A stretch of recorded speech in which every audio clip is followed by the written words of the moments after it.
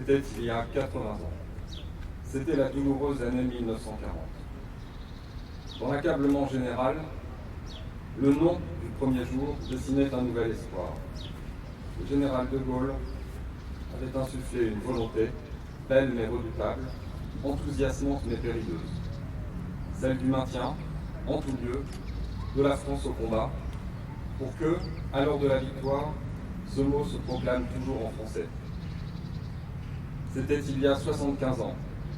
La victoire était là. La résistance intérieure avait apporté une contribution essentielle à la libération. Les jours heureux au Conseil national de la résistance nourrissaient l'espérance des lendemains. 5 ans de lutte, de faits d'armes, de petites et de grandes actions. Un attentiste prudent devenu agent de renseignement, une pourvoyeuse de tracts et de journaux clandestins, un couple de passeurs à l'abnégation sans borne, un réfractaire au STO venu grossir les rangs des maquis, un jeune saboteur minant les lignes de communication de l'ennemi, un combattant de la nuit devenu insurgé au grand jour. La résistance était le courage de ces individus issus de tous les horizons. Une fraternité au combat. Elle était ces réseaux d'action, mais aussi ces grands mouvements qui préparaient et qui organisaient patiemment, en souterrain, le retour de la liberté dans la métropole.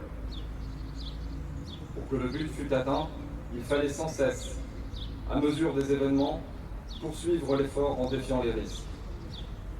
Tuer dans les maquis, fusiller au petit matin, torturer dans les caves, déporter dans les camps, le dernier souffle de nos héros a bien souvent crié « Vive la France !» avant de s'éteindre. Chaque sacrifice était un pas de plus vers la libération et venait exalter le courage des vivants. Chaque 27 mai, nous honorons l'armée des ombres et nos éclaireurs de la liberté.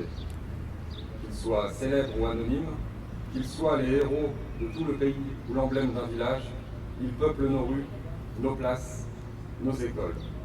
Ces noms, nous ne devons pas les oublier. La reconnaissance de la nation ne faiblit pas car nous savons que nous devons tant à ces femmes et à ces hommes. Chaque 27 mai, nous nous souvenons de la première réunion du Conseil national de la résistance.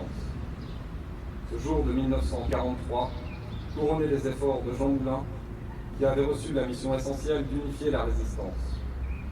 Des mouvements, des partis, des syndicats ont uni leurs forces pour répondre à l'abaissement et pour préparer les réformes de la France libérée.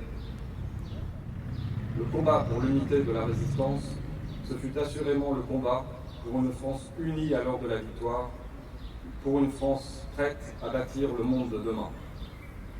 Chaque 27 mai, cette journée nationale est un appel à la jeunesse. Le combat pour l'unité, pour la solidarité, pour la dignité humaine est toujours d'une brûlante actualité. Poursuivons-le.